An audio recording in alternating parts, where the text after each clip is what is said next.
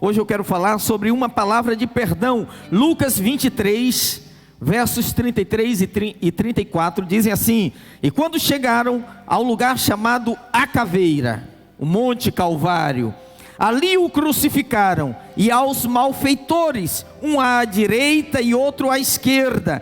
E dizia Jesus: Pai, perdoa-lhes, porque não sabem o que fazem. O que eu falei para você? Que Jesus pronunciou 7 sentenças na cruz do Calvário.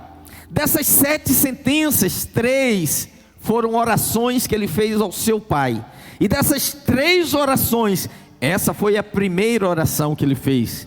Ele orou pedindo para que o Pai perdoasse os seus algozes. Pai, perdoa-lhes, porque eles não sabem o que fazem. Vamos orar? Pai, obrigado pela tua palavra. Abrimos o nosso coração, queremos ouvir a tua voz. Senhor, há pessoas que entraram nesta noite aqui, que precisam, Senhor, ter a revelação do perdão divino, e precisam remover o entulho da alma, que as impedem de viver uma vida de paz, uma vida plena, porque guardam mágoas, ressentimentos no coração, que já deveriam ter saído, sido expurgados há muito tempo, ó Pai. Ajuda-nos pelo Teu Espírito, que através da Tua palavra, quem está aqui presenciá-lo e aqueles que estão online nos assistindo, sejam da mesma forma impactados, transformados, em o nome de Jesus. Alguém diga amém. Diga para quem está do seu lado assim: você está no lugar certo, na hora certa, com as pessoas certas, e Deus tem uma palavra para a sua vida. Amém.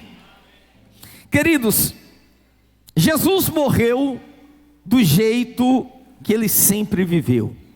Jesus veio a este mundo por causa dos pecadores, viveu a vida toda cercado de pecadores, e na hora da sua morte, ele morre entre 2 criminosos, os 2 ladrões. Muitas pessoas dizem o bom ladrão da direita e o mau ladrão, mas não existe bom ladrão e mau ladrão. Todo ladrão é mau, né? Que ele está tirando algo de você. Eu sei que se alguém aqui é católico praticante no catolicismo, esse ladrão da direita, que é de Dimas, ele foi acunhado de São Dimas, o padroeiro dos presidiários. Ele é reverenciado assim. Mas esses 2 ladrões, eles representam 2 tipos de pessoas que ao longo da vida se relacionam com o Senhor. De um lado tem aqueles que em algum momento, por mais distante que viveram, em algum momento eles abrem o coração e eles recebem ao Senhor Jesus. Por outro lado, aqueles que chegam ao final da sua vida, virando as costas e dizendo não, como aquele ladrão da esquerda, que no último momento da sua vida, ainda rejeitou a última oportunidade que ele teve de receber salvação. Que nessa noite, alguém que me ouve aqui, alguém que me ouve online, possa abrir o coração e fazer como aquele homem que no último minuto da sua vida, ele disse: lembra-te de mim quando estiveres no teu reino. E ouviu do Senhor a palavra de salvação: hoje mesmo estarás comigo no paraíso. Amém? Glória a Deus. Mas o fato é que Jesus está aqui crucificado entre 2 ladrões. Ele não está preso, amarrado com cordas. As suas mãos estão cravadas com cravos grandes de 17 centímetros. Os seus pés estão transpassados. O peso do seu corpo faz com que as suas costas ralem numa cruz que não é envernizada, é uma cruz de madeira rude, cheia de farpas, e ele está com as suas costas laceradas, e ele faz um esforço muito grande para falar. E o que ele quer falar? Ele quer orar. E qual a oração que ele quer fazer? Pai, perdoa-lhes, porque não sabem o que fazem. E aqueles que já ouviram a palavra sobre as cidades refúgio, sabe que no Antigo Testamento o Senhor estabeleceu que os sacerdotes construíssem e morassem em 7 cidades em todo o território de Israel, que estavam edificadas sobre o monte, e o acesso a essas cidades era completamente desobstruído e fácil, para que qualquer criminoso que cometesse um pecado não intencional, ele pudesse se refugiar e fugir da perseguição do vingador. Porque a lei estabeleceu o seguinte: olha, é olho por olho e dente por dente. Se alguém te feriu, na lei não tinha perdão, você pode feri-la também. Se alguém pisou no seu pé, pise no pé dele também. Se alguém quebrou o seu dente, quebre o dente dele também. Na verdade, a lei era uma limitação.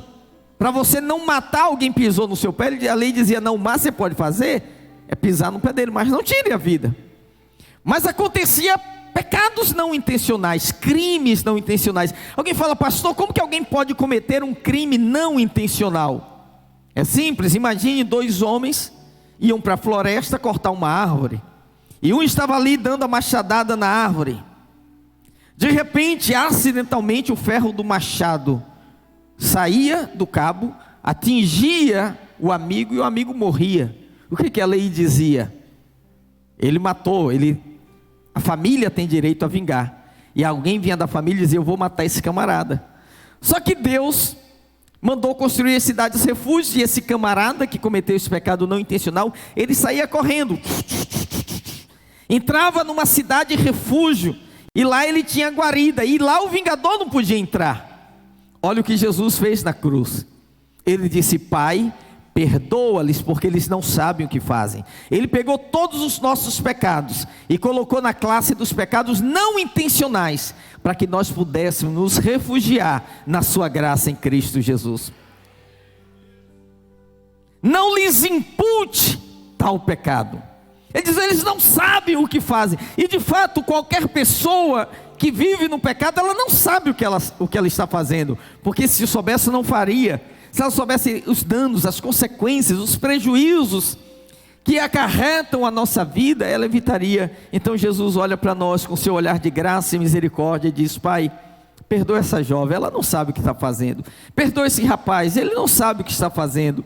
Perdoa esse marido, ele não sabe o que está fazendo. Perdoa essa mulher, porque ela não sabe o que faz. E assim ele ora por perdão. E quando nós analisamos a oração de Jesus, nós encontramos aqui pelo menos 3 princípios que podemos tirar como lições profundas para a nossa vida. Primeiro princípio: através da oração, Jesus nos ensina a lição da dependência. Irmãos, ouça o que eu vou te falar: ninguém pode viver uma vida vitoriosa sem orar. Eu sei que você vai entrar na internet, vai ouvir muitas pessoas pregando pregações diferentes da que eu estou falando aqui, dizendo: você não precisa orar, Deus sabe de todas as coisas, se Deus quiser fazer, Ele vai fazer. Mas não é verdade, porque o próprio Deus, que pode fazer todas as coisas sem você pedir, Ele mandou orar. Ele que disse: orai sem cessar. Ele que disse: pedi, dar-se-vos-á, buscais e encontrareis, batei e abri-se-vos-á, porque todo que pede recebe, todo que busca encontra, e todo que bate a porta se lhe abre. Foi ele que disse em Tiago: nada tendes, porque não pedis, pedis e lhe será feito no nome de Jesus, para que a vossa alegria seja completa. Em tudo façam conhecidas diante de Deus as vossas necessidades.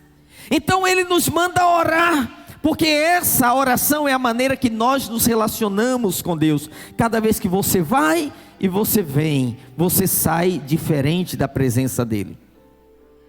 Nenhum pai chega para o filho e diz: filho, você é parte da família, você tem direito a tudo, o que você quiser é só você pegar, não me impeça. Não, pais sábios não fazem isso. Eles vão dando aos poucos, para que o filho volte para ele e peça, e depois ele dá de novo. Ele sempre vai dar, mas ele sempre quer que o filho vá a ele. É o nosso Deus. Deus quer que você vá a ele constantemente. De maneira que Deus estabeleceu a oração, e Jesus vai orar e ele diz assim: Pai, isso é importante, Pai, porque está tudo turvo, as suas mãos estão crucificadas, Há uma coroa de espinhos na sua cabeça, ele está sangrando, a dor é alucinante, a febre é alta, mas ele ainda consegue ver, no meio das trevas, o rosto do seu pai, dizer Pai, Pai. Ele consegue se relacionar com Deus. Irmãos, os problemas, eles têm a capacidade de enuviar os nossos olhos, de maneira que não conseguimos enxergar Deus, não conseguimos enxergar o amor do Pai. Muitas pessoas, vivendo momentos difíceis, elas chegam a pensar: Deus me abandonou, Deus não me ouve. Mas olha, queridos, acredite que nos momentos mais turvos da sua vida, Deus está presente, ouvindo cada oração. Não apenas orações, gemidos, não apenas gemidos, suspiros, que às vezes você não consegue verbalizar, mas chegam diante do Senhor. Eu sei que é uma história que ela é muito antiga, mas eu sempre lembro dela quando eu me refiro a pessoas que acham que Deus as abandona nos momentos mais difíceis, que é aquela história das pegadas na areia. Lembra delas? E a pessoa chega para Deus e diz assim: Senhor, eu olho para a minha vida, olho para trás, e nos momentos bons da minha vida tem 4 pegadas, o Senhor sempre me acompanhou, mas nos momentos de vale, de sombra e de morte, quando eu mais necessitei, apenas 2 pegadas, por que o Senhor não estava comigo? E o Senhor disse para ele: filho, naqueles momentos, se você vê 2 pegadas, não são suas, são minhas, porque naqueles momentos eu te carregava no colo. A verdade é que o Senhor está conosco sempre. Às vezes nós vemos, às vezes nós não enxergamos, mas Ele jamais nos abandona. E Jesus está aqui na cruz, e Ele diz Pai. Ele está orando, Ele está falando para o seu Pai, porque a oração fala de dependência. Eu estou falando hoje para alguém que possa estar aqui desesperado, alguém que tem um problema muito sério para resolver, alguém que tem uma situação que diz: pastor, só um milagre. Ele diz: será que Deus pode fazer? Querido, você consegue enxergar Deus no meio desses problemas, dessas situações? Porque quando você vai a Ele em oração, significa que você depende. A oração é o nosso depensiômetro. Quem depende, ora. Quem não depende, não ora. Tem tanta gente cansada, tem tanta gente fatigada, dizendo assim: eu não aguento mais, eu não tenho mais forças. Sabe por quê? Você está tentando resolver. Você só vai orar lá no final, quando você bater em todas as portas, e todas as portas se fecharem, e os recursos acabarem, e você não tiver mais para quem ligar e para quem recorrer. Você diz: não me resta mais nada, se não orar. Mas a oração é o primeiro recurso daquele que depende do Senhor. Amém? Quantos dependem do Senhor? A gente tem que aprender mais a resolver as coisas com a oração. Pare de falar problemas na internet, de postar no Facebook, no Instagram. Comece a falar para Deus, a orar para o Pai, a colocar diante do Senhor. Tem uma música muito antiga do cantor cristão que ela diz assim: temos lidas e pesares, e na vida tentação, só porque nós não levamos tudo a Deus em oração. Conhece essa música? Conhece, né? Pouca gente aqui conhece, mas eu cantei muito essa canção, e de fato é isso. Diante dos problemas, diante da necessidade de um milagre, vá a Deus em oração. Diante de uma situação que você, não consegue resolver, você tem que ir para Deus dizer: Senhor, não dou conta de criar esse filho, ajuda-me. Senhor, eu não dou conta de administrar essas finanças, me ajuda. Senhor, não sou capaz nem de tomar uma decisão corretamente, me ajuda. Porque quando você vai a Ele em oração, a ajuda vem, o socorro nos alcança. O salmista Davi diz: Deus é o nosso refúgio e fortaleza, socorro bem presente nas horas mais difíceis. Nas horas mais difíceis, vá a Ele em oração. Amém, queridos? Vá a Deus. Como tem um adesivo de carro que diz assim: ora que melhora. Já viu esse adesivo? Ora que melhora. E um dia alguém chega para você e diz assim: melhorou. Olha que melhorou, tem a palavra orou. Melhorei.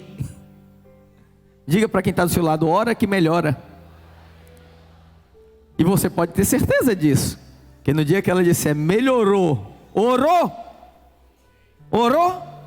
orei, melhorou, melhorei. A oração é uma ferramenta poderosa que Deus nos deu.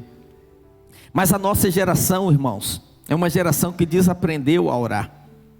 Eu fui criado num lar cristão, e eu via muitas vezes minha mãe orando, porque meu pai tinha um horário de chegar, e meu pai sempre viajou, ele tinha um horário certo.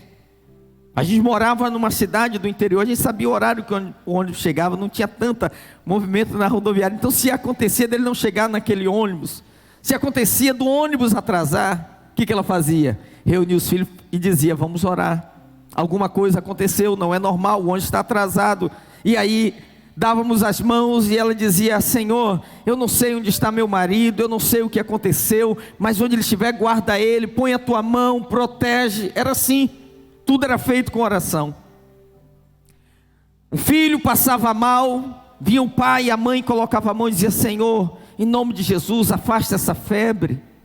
Senhor, cura meu filho, antes mesmo de levar para o hospital. O agricultor, ele ia plantar, ele orava, ele dizia: Senhor, precisamos que a chuva venha em tal época. E quando começava a chover, ele ficava orando para a quantidade de chuva, para o tempo da chuva parar. Mas o que a nossa geração faz? Se alguém atrasa, você pega o celular e liga: e aí, fulano, está onde? Ah, estou em tal lugar. Ah, então tranquilo, e volta para a televisão. É uma oração a menos.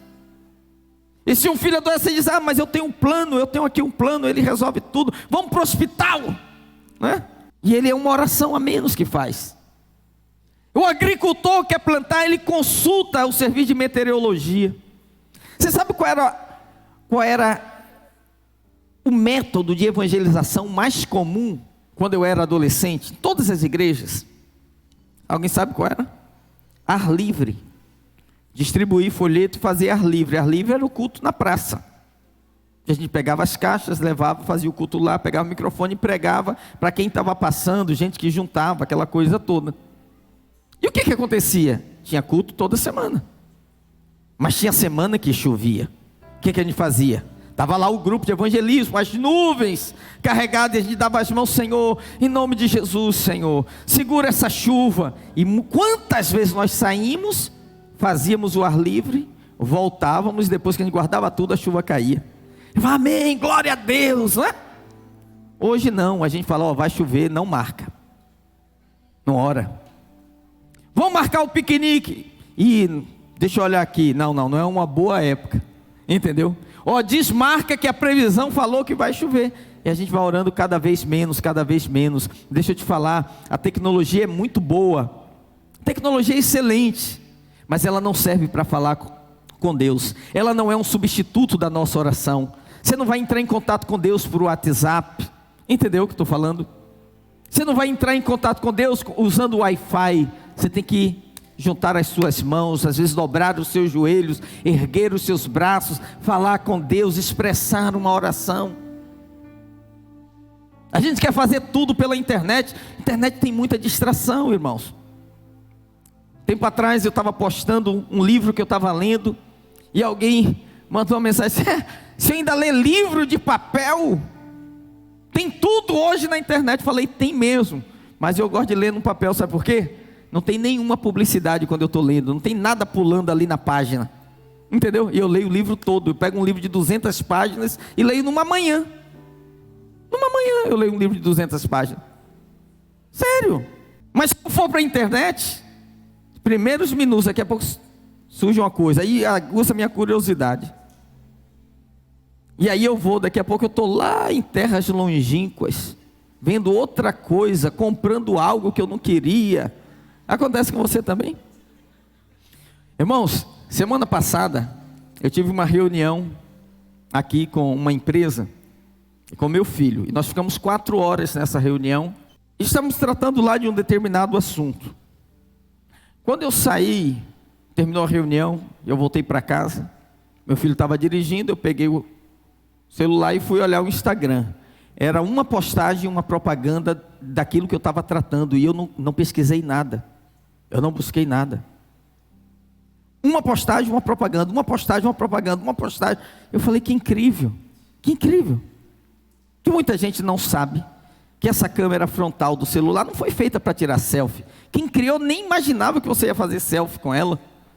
Essa câmera aqui, ela foi feita para desbloquear o aparelho e seus aplicativos de banco, essas coisas, que faz o reconhecimento da sua íris. E é comprovado, você pode fazer experiência. Se você parar numa página qualquer, num assunto qualquer, e ficar olhando, se você passar de tantos segundos, eu não sei dizer quantos segundos exatamente, ele entende que você tem interesse por aquilo. E ele vai começar a te entregar aquilo. Entendeu? Você assistiu ali o vídeo do gatinho engraçado. Daqui a pouco aparece um monte de vídeo do gatinho engraçado para você. Você não clicou, não pesquisou nada. Você só parou aqui e olhou. Tem alguém te vendo. Entendeu o que eu estou falando? Diga comigo assim, ora que melhora. A tecnologia é muito boa, mas não pode ser um substituto para a oração. Entendeu? Nós temos que orar. Você, esposa, tem que orar. Você, marido, tem que orar. Você, filho, tem que orar. Você, jovem, tem que orar. Ore por todos os assuntos na sua vida. Eu costumo brincar, eu falo assim, até para achar vaga em estacionamento eu oro. Eu vou estacionar e falo, Senhor, prepara uma vaga para o teu filho. Entendeu? E Deus atende, que muitas vezes eu estou chegando, o estacionamento está lotado. Mas também não faça feito aquele irmão, né? Ele não era dizimista. E ele rodou, ele precisava parar, resolver o problema no shopping. O shopping estava lotado. E ele rodou várias vezes, não achou uma vaga. Aí ele parou assim, um carro, e falou, Deus, se o Senhor me arrumar uma vaga agora, eu prometo que a partir de hoje eu vou ser um dizimista. Na hora que ele levantou a cabeça do volante, um carro saiu na frente dele. Ele falou, não precisa mais não, já achei. Não faça isso. Mas uma coisa é certa, se você orar, Deus vai mudar as coisas na sua vida. A oração é o depensiômetro. Quem ora depende. Quem não depende não ora. Quem não ora é porque não depende. Segunda lição que nós aprendemos aqui, Jesus nos ensinou a lição da coerência. Pai, perdoa-lhes porque não sabem o que fazem. Jesus, que a vida toda pregou sobre o perdão, falou, orai pelos que vos perseguem, bendizei os que vos maldizem. Agora ele está vivendo o seu momento, sendo crucificado pelos seus algozes, e ele tem a oportunidade de orar. E hoje, se você navega pela internet, você sabe do que eu estou falando. Há muitas pessoas que se dizem cristãs, mas elas amaldiçoam, rogam praga, fazem orações de morte, vingativas para outros. Mas esse não é o Espírito de Cristo. O Espírito de Cristo é, ore pelos que vos perseguem. Eu sei que esse texto você gostaria de tirar da Bíblia, mas ele está lá, porque é difícil. Sabe o que significa bendizer os que vos maldizem? Falar bem de quem está falando mal de você.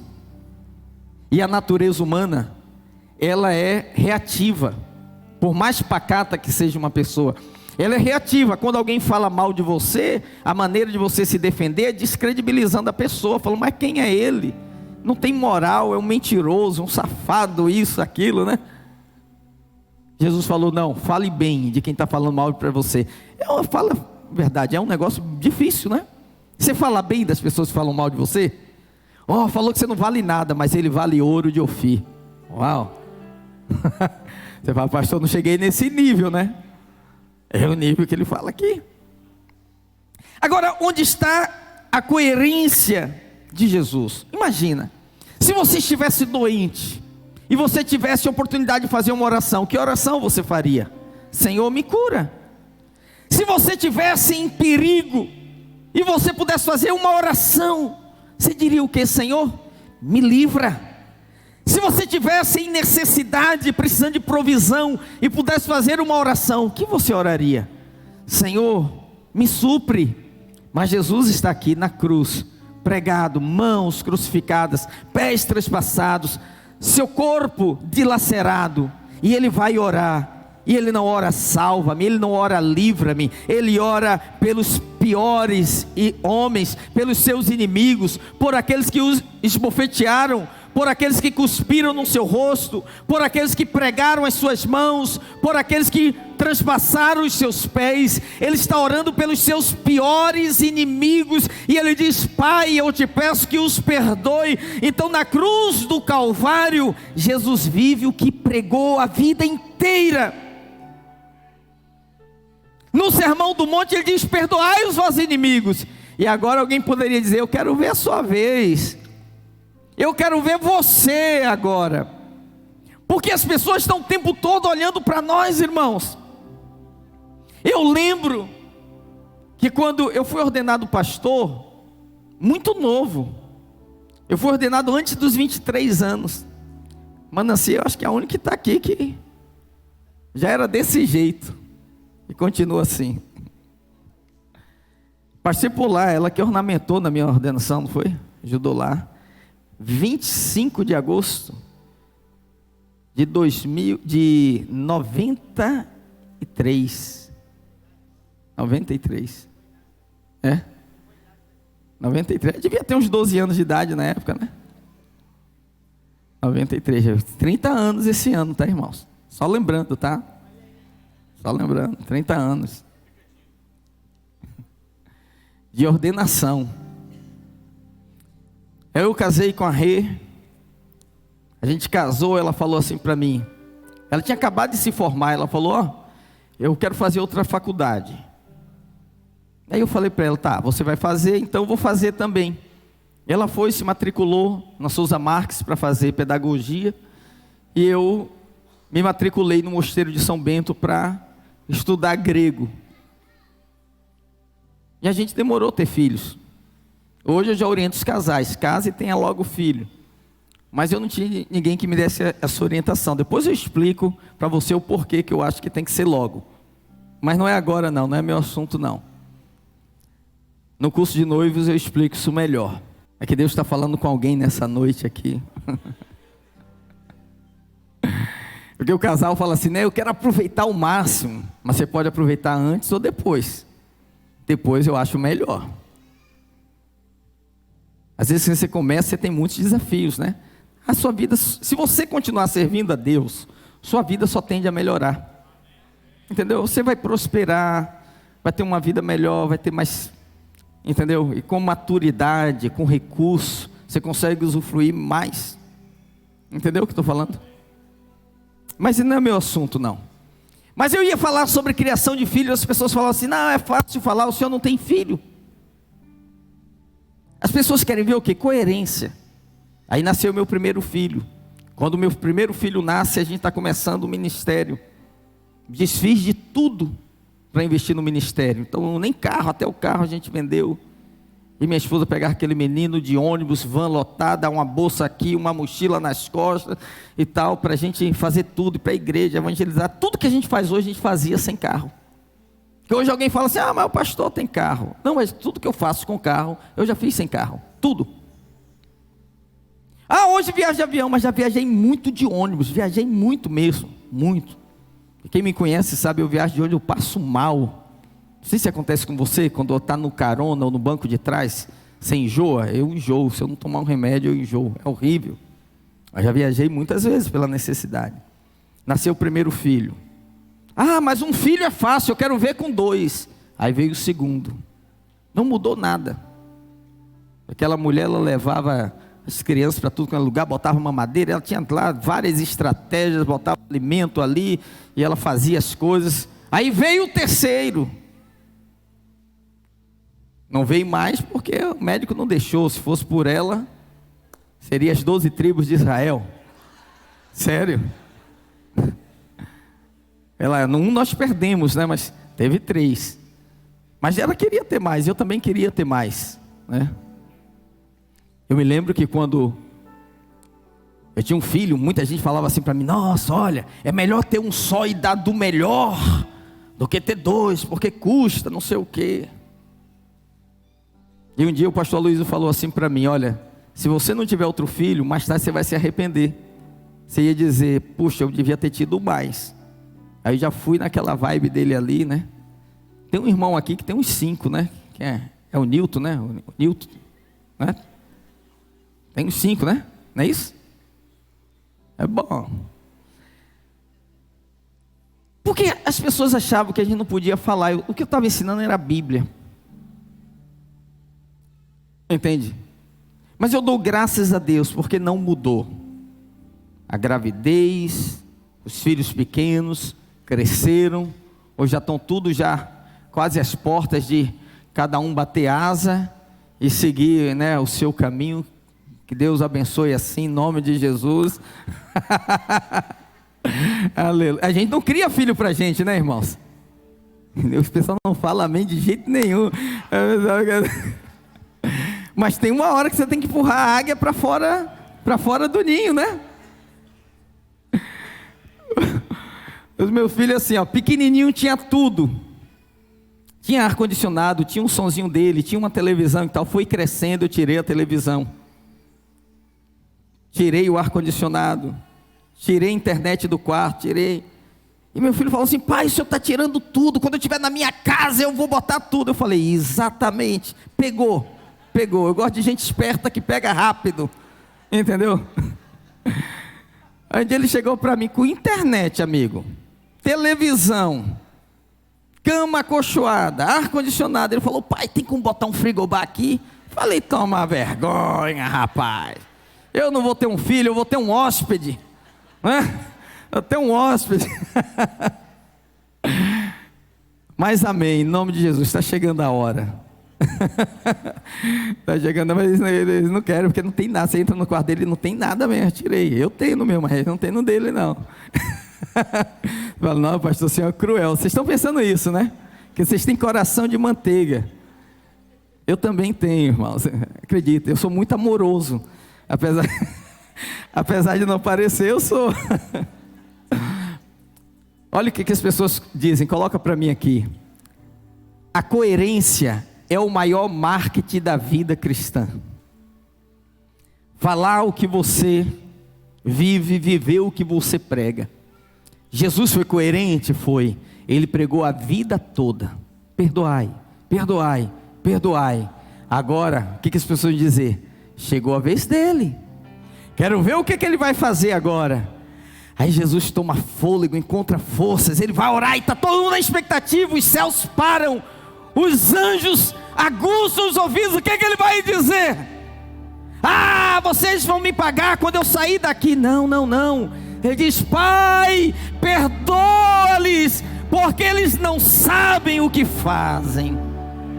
E Jesus vai viver a maior lição de perdão. Ô irmão, você é capaz de orar pelos seus ofensores, perdoar, sabe? Ele não estava apenas praticando a sua pregação, ele estava também aliviando a sua dor. Sabe por quê? Quando você não perdoa, você é a pessoa que mais sofre, porque você vive com fantasma diariamente. A pessoa fica presente na sua memória, é o tempo todo. Você lembra da pessoa, você lembra o nome dela, você vê a pessoa até onde ela não está, porque ela está presente na sua memória e na sua imaginação.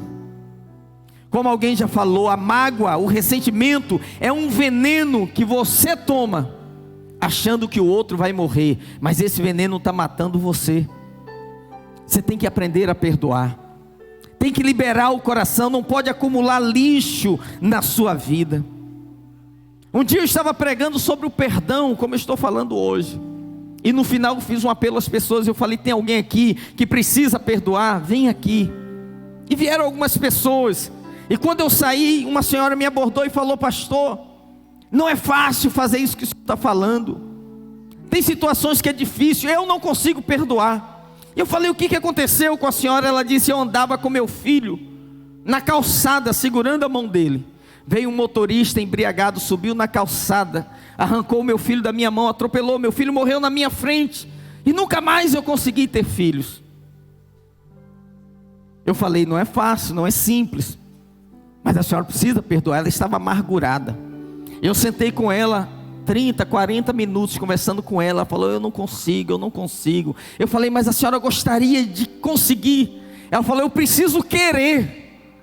Eu orei com ela: Senhor, ajuda ela com essa vontade dela de querer pelo menos. E ela terminou fazendo oração. Ela falou: Deus, é difícil, eu nem queria, mas muda meu coração, para eu desejar perdoar essa pessoa. No final ela falou lá: fulano, eu perdoo. Ela disse: esse camarada atropelou meu filho, ele está solto hoje, ele mora na minha rua, eu vejo ele sair todo dia, e todo dia eu fico pensando, ele não vai sofrer nada, eu não tenho mais o filho. Mas ela naquela noite, ela perdoou, ela foi embora. Passou um tempo, eu estava na porta cumprimentando as pessoas, como eu sempre faço: vai na paz, tenha uma boa semana, Deus acompanhe. De repente para uma senhora do meu lado, olhou para mim e falou: pastor, o senhor lembra de mim? Eu falei: me ajuda. Ela falou: eu tive aqui mais de um ano, o senhor orou comigo, eu não conseguia perdoar, meu filho morreu atropelado. Eu falei: é? Ela falou: é. Ela disse: então, naquele dia Deus liberou meu coração, eu perdoei. Eu não sei o que aconteceu, Deus abriu o meu ventre, eu engravidei de novo. E ela estava com a criança no colo. O perdão, ele traz cura, ele traz restauração. A mágoa, o ressentimento, irmãos, não deixa a pessoa dormir direito, a pessoa não faz uma digestão bem, a pessoa perde o humor, a pessoa se torna alguém azedo, intragável, difícil de relacionar, desconfiada de tudo e de todos. Por quê? Porque o seu coração está brigando mágoa. O maior benefício do perdão é para aquele que perdoa. Eu pergunto para você: você já perdoou? Talvez você diga: pastor, é difícil perdoar meu pai, é difícil perdoar minha mãe, é difícil perdoar alguém que me fez o mal. Hoje pela manhã, quando eu terminei o culto, um jovem me procurou e falou: pastor, o senhor não mora na minha casa, o senhor não conhece meu pai, é muito difícil, pastor, isso que o senhor está pedindo. Eu falei: mas ele é seu pai, você precisa perdoá-lo. Ele falou: mas como que eu perdoo um pai que mesmo quando ele sabe que errou, ele não volta, ele não pede perdão, ele não pede desculpa, ele nunca se retrata? Eu falei: mas isso está matando você, isso está fazendo mal a você, você tem que tirar isso do seu coração. Quem está entendendo o que eu estou falando? E na hora da morte, Jesus nos ensina também essa lição do perdão. Queridos, não há cristianismo verdadeiro sem perdão. Perdoar tem que ser para nós um estilo de vida. O que é um estilo de vida? É uma coisa que você tem que fazer sempre. Eu digo, perdoar é como cortar unhas e cabelos. Se você não fizer isso constantemente, você vira um monstro. Você tem que se cuidar, né? Você não corta a unha uma vez, você corta essa semana, semana que vem novamente. As irmãs que vão aos salões, né? Quantas vezes você vai? Uma vez só? Você vai sempre, né? Vai sempre, vai sempre, vai sempre, vai sempre, né? E tem que ir mesmo. Se você não perdoar, você vai se tornando uma pessoa incapaz de se relacionar com os outros. E Jesus aqui nos ensina a lição do perdão. Terceiro lugar, diga assim comigo, olha: dependência, coerência e persistência. O último pensamento do texto que nós vamos avaliar ou analisar é o resultado final da oração de Jesus. Jesus orou pelos piores pecadores. Eu te pergunto, a oração de Jesus foi atendida? Sim ou não? Sim. 50 dias depois da Páscoa, Jesus morreu na Páscoa. 50 dias depois é o Pentecoste, Penta 5. 50 dias depois, o Pentecostes. Pedro, cheio do Espírito Santo, sai do cenáculo e começa a pregar. E a Bíblia diz que enquanto ele pregava, cerca de 3.000 vidas se aproximaram, homens, aqueles pelos quais Jesus orou, aqueles que mesmo que crucificaram as suas mãos, que colocaram a coroa de espinhos na sua cabeça, aqueles que cuspiram no seu rosto, aqueles que gritaram: crucifica-o e solta Barrabás, aqueles que foram impiedosos com ele, eles vinham correndo para Pedro e diziam: eu crucifiquei as suas mãos, eu preguei as suas mãos, tem salvação para mim? E o outro que colocou a coroa de espinho disse: eu coloquei a coroa na cabeça dele, tem salvação para mim? E o outro disse: eu cuspi no seu rosto, tem salvação para mim? E Pedro dizia: arrependei-vos e sejam apagados todos os vossos pecados. E aqueles homens foram transformados. Irmão, o que eu quero dizer para você: não há coração duro que o Senhor não possa quebrar. Ah, pastor, o senhor não sabe, eu já tenho orado muitos anos pelo meu filho. Continue orando. Ah, eu já tenho orado muito tempo pelo meu marido. Continue orando, persista. Aqui na cruz, Jesus nos ensina a lição da persistência, de não desistir, de orar até o último momento. E assim como ele viu a sua oração sendo respondida, você vai ver a sua oração também sendo respondida. Em algum momento, você vai entrar por aquelas portas com toda a sua família, dizendo: eu e a minha casa servimos ao Senhor. Porque é promessa de Deus para a sua vida. Só não pare de orar. Ah, meu filho é rebelde, meu marido tem um coração duro. Irmãos, ele diz assim: não é, Jeremias, a minha palavra como um martelo que esmiuça a penha? A imagem que o Senhor usa é de uma penha, é uma rocha grande. Você dá a primeira martelada, parece que nada aconteceu, mas as estruturas dela está sendo abalada. Você dá a segunda martelada, nada aconteceu, não tem nenhum sinal visível de que aquela rocha vai rachar. Você dá a terceira, a quarta, a quinta, você continua batendo. Ele diz: a minha palavra é o martelo que esmiuça a penha. Vai batendo, parece que nada está acontecendo, mas Deus já está mudando. Nada aos seus olhos está acontecendo, mas Deus está trabalhando. A minha esposa dizia assim: Ricardo, a oração é igual à obra do metrô. Por quê? Porque eu, quando era solteiro, morava na Tijuca, e eu via ali aquelas últimas estações de metrô no Uruguai sendo construídas. Uruguai não, ali até esqueci, depois São Espenha, depois as duas próximas estações ali. Só que era o seguinte, irmão, a gente passava todo dia. Eu saltava ali na São Espenha e andava até José Higino 413. E estava ali um tapume cercando assim. A gente não tinha dimensão da obra que estava lá embaixo. Aí disseram: vai inaugurar o metrô. De repente tiram aquele tapume, um cercado tão pequeno. Quando a gente entra lá embaixo, tem lojas, tem uma estação, tem trilho, tem trem passando. Você fala: uau, quanta coisa aconteceu aqui. E a gente não estava vendo. A sua oração está funcionando assim, é uma obra de metrô. Deus está trabalhando. Você está vendo uma coisa tão pequena, um tapume, você diz: ah, eu passo aqui todo dia igual, e você só vê uma escadinha, mas você não sabe, lá embaixo o Espírito Santo está trabalhando, e Deus vai alcançar o seu familiar, seu filho, seu marido, onde ele estiver, sabe, esse Espírito de Deus vai alcançá-lo onde ele estiver. Há pessoas que foram alcançadas no centro de Macumba, há pessoas que foram alcançadas no meio de uma festa rave, há pessoas que foram alcançadas no meio de um bloco de carnaval. Essa pessoa vai ser alcançada também. Não desista, continue orando, persevere em oração, até que se manifeste o Senhor, trazendo salvação, trazendo transformação, como foi aqui. Ele disse: Pai, perdoa-lhes. E alguém falava assim: não, esse aí não tem jeito não, são impiedosos, são duros. Ou como as pessoas costumam dizer, meus amigos: pau que nasce torto, pastor, não tem jeito, morre torto. Mas chega um dia que ele encontra o carpinteiro de Nazaré, e o carpinteiro de Nazaré vai passar a plana dele, e vai acertando tudo. E aquilo que era uma madeira bruta, cheia de farpa, cheia, intragável, de repente ele vai endireitando, sabe por quê? Não tem portas, não tem ferrolhos, não tem portas de bronze, nem ferrolhos de ferros que possam resistir diante da ação e do poder do Senhor Jesus.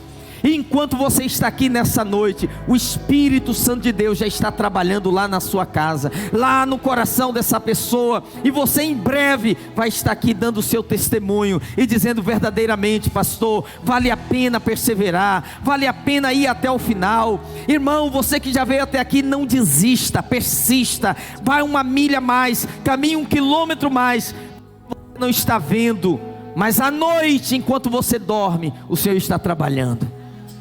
Ei, o Senhor trabalha no turno da noite. Enquanto você descansa, Ele trabalha a seu favor, e Ele está trabalhando pela sua família. Ele está trabalhando para resolver essa questão financeira, Ele está trabalhando para resolver essa questão de saúde, Ele está trabalhando lá no seio da sua família, e você vai ver o milagre se manifestar na sua vida. Fique de pé em nome do Senhor.